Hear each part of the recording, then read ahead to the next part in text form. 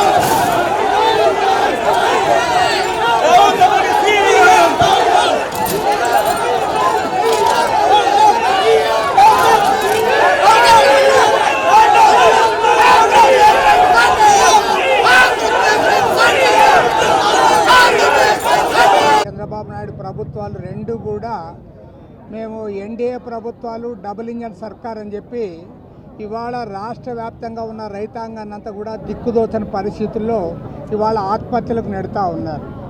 ఇవాళ రాష్ట్రంలో అన్ని రకాల పంటలు పండించిన రైతాంగం అంతా కూడా దివాళా తీసి ఆర్థికంగా అప్పుల పాలై ఇవాళ ప్రభుత్వం ఇచ్చే సహాయం కోసం ఎదురు చూసే పరిస్థితులు కల్పించారు. ఒకవైపు ఏమో సక్రమంగా వర్షాలు లేనందువల్ల వర్షం కోసం ఎదురు చూస్తూ ఉన్నారు. మరోవైపు వర్షం పడిన ప్రాంతాల్లో ఖరీఫ్ సాగు చేసుకోవడానికి ఎరువులు కావాలంటే కూడా ఇవాళ రైతులు ఇబ్బందులు పడే పరిస్థితి ఉంది. కౌలు రైతులకైతే ఎలాంటి సహకారం కూడా ప్రభుత్వం నుంచి అందడం లేదు. పైగా ఇవాళ మన ఇండో అమెరికన్ అగ్రిమెంట్ ఫలితంగా ఇవాళ పంటలు పండించే రైతులు ప్రత్యేకించి పత్తి, మొక్కజొన్న, ఇతర పంటలు పండించే రైతులందరూ కూడా ఇవాళ అతి తక్కువ రేట్లకు తాము పండించిన పంటలు అమ్ముకునే పరిస్థితి వచ్చింది. మన రాష్ట్రంలో ఏనాడు చూడలేదు. అటు చిత్తూరు జిల్లాలో మామిడి పండించే రైతు మొదలుకొని ప్రకాశం జిల్లాలో పొగాకు పండించే రైతు, అదేవిధంగా గోదావరి జిల్లాలో కోస్తా ప్రాంతంలో ఆక్వా రైతులు అందరూ కూడా ఇవాళ రోడ్డెక్కే పరిస్థితి వచ్చింది. ఇంత దుర్భరమైన పరిస్థితుల్లో మన రాష్ట్ర ముఖ్యమంత్రి చంద్రబాబు నాయుడు గారు ఎంతసేపు గూగుల్ గురించి, తర్వాత పోలవరం గురించి, అమరావతి గురించి మాట్లాడుతూ ఉన్నాడు తప్ప ఏ ఒక్కనాడు కూడా రైతాంగాన్ని గురించి మాట్లాడడం లే. వ్యవసాయ శాఖ మంత్రి అచ్చెన్నాయుడు గారేమో మేము బ్రహ్మాండంగా రికార్డు స్థాయిలో ఎరువులన్నీ కూడా అందజేశాం, ఇవాళ రైతులందరూ కూడా సంతోషంగా ఉన్నారని ప్రజలు మభ్యపెడతా ఉన్నారు తప్పితే ఇవాళ రైతులందరూ కూడా అల్లాడిపోతూ ఉన్నారు.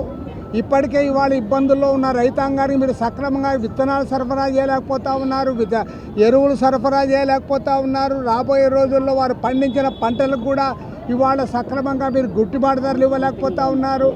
అదే సందర్భంలో బీమా సౌకర్యం ఏదైతే ఉందో ఆ ఇన్పుట్ సబ్సిడీ మీరు సక్రమంగా ఇవ్వలేకపోతూ ఉన్నారు. ఇవాళ రాష్ట్ర వ్యాప్తంగా ఉన్న లక్షలాది మంది రైతాంగం అందరూ కూడా ఇబ్బందులు పడుతూ ఉంటే మన ప్రభుత్వాలు నిమ్మకు నీరెత్తినట్లుగా వ్యవహరిస్తూ ఉన్నాయి.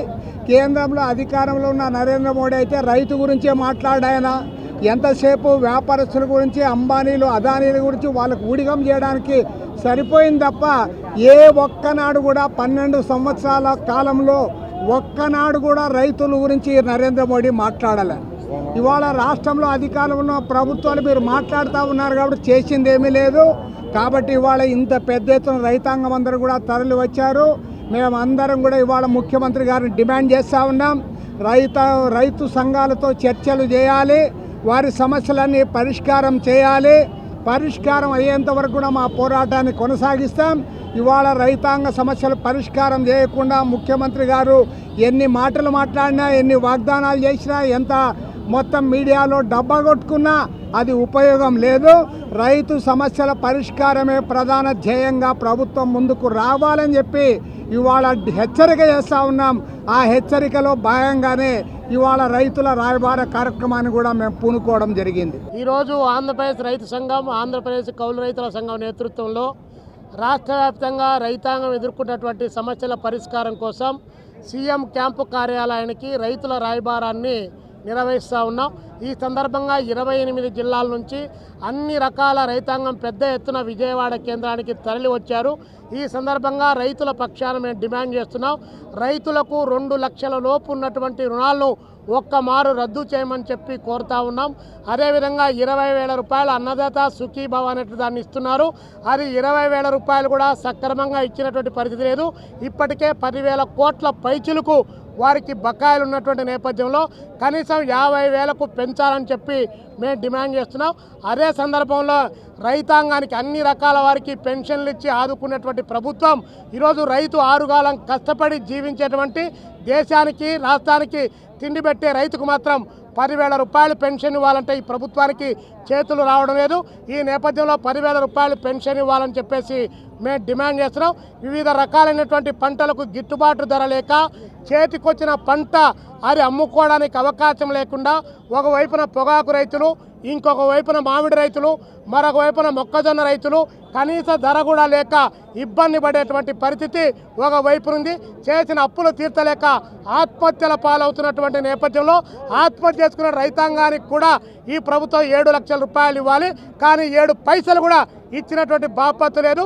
ఇప్పటికే 151 మంది రైతులు ఈ రాష్ట్రంలో ఆత్మహత్య చేసుకున్నటువంటి నేపథ్యంలో మేము రాష్ట్ర ముఖ్యమంత్రి చంద్రబాబు నాయుడు గారికి 25 రకాలైనటువంటి చార్ట్ ఆఫ్ డిమాండ్స్ను కౌలు రైతులు మొదలుకొని అన్ని రకాల ఆక్వా రైతుల దగ్గర నుంచి అదేవిధంగా జీడి మామిడి రైతుల వరకు బత్తాయి దగ్గర నుంచి దానిమ్మ వరకు అన్ని రకాల రైతాంగ సమస్యలను ఈ ప్రభుత్వం ముందు పెట్టాం. ఈ పరిష్కరించకపోతే మా పోరాటాన్ని పెద్ద ఎత్తున కొనసాగిస్తాం. ఈ పోరాటం రైతు రాయబార కార్యక్రమం కాబట్టి పోలీసులు కావచ్చు, అధికార యంత్రాంగం కావచ్చు మమ్మల్ని ముఖ్యమంత్రి దగ్గరికి తీసుకొని పోవాలి. లేదంటే ఇక్కడ నుంచి మేమే ముఖ్యమంత్రి కార్యాలయం దగ్గరికి బయలుదేరి వస్తామని చెప్పేసి తెలియజేస్తా ఉన్నాం. ఈరోజు ఆంధ్రప్రదేశ్లో రైతాంగం ఎదుర్కొంటున్నటువంటి సమస్యల మీద రైతు సంఘం, కౌలు రైతు సంఘం చాలా పెద్ద ఎత్తున పోరాటానికి సమాయత్తం అవుతూ ఉన్నారు. ఈనాడు చంద్రబాబు నాయుడు ఏ రైతు యొక్క సమస్య కూడా పరిష్కారం చేయటానికి ముందుకు రానటువంటి పరిస్థితి కనపడుతూ ఉంది. అదేమంటే అగ్రికల్చర్లో డిజిటలైజేషన్ తీసుకొస్తానని చెప్పి అంటున్నాడు. డిజిటలైజేషన్ అంటే ఏంటి? ఇలా ఓటీపీ చెప్తేనే ఎరువులు పొందేటువంటి పరిస్థితి కనపడుతూ ఉంది. ఎంతమంది ఓటీపీ చెప్పగలరు రైతులకి? అది సాధ్యమయ్యే పనేనా? మరి ఈరోజు నిరక్షరాస్యులుగా ఉన్నటువంటి యావత్ రైతాంగాన్ని ఇలా తీసుకెళ్ళి ఈ డిజిటలైజేషన్లో నెట్టమంటే రైతాంగాన్ని ఇబ్బందులు గురి చేయటం తప్పితే మరొకటి కాదు. అందుకని చంద్రబాబు నాయుడు ఏదో అనుకుంటా ఉన్నాడు, నేను రైతు సమస్యలు పరిష్కారం చేయకపోయినా నా ఇది కొనసాగిపోతుందని చెప్పి ఆయన అనుకున్నాడు. ఇదే నరేంద్ర మోడీ గతంలో కూడా ఆయన అట్లే అనుకొని మరి రైతాంగానికి వ్యతిరేకంగా 3 నల్ల చట్టాలు తీసుకొస్తే మొత్తం రాజకీయాలకు అతీతంగా, పార్టీలకు అతీతంగా యావత్ రైతు జాతి అంతా కూడా ఒక తాటి మీదకి వచ్చి 13 నెలల పాటు పోరాటం చేస్తే నరేంద్ర మోడీ దిగి వచ్చి వాటిని బేషరతుగా ఉపసంహరించుకొని మొత్తం యావత్ రైతు జాతికి క్షమాపణలు చెప్పినటువంటి పరిస్థితి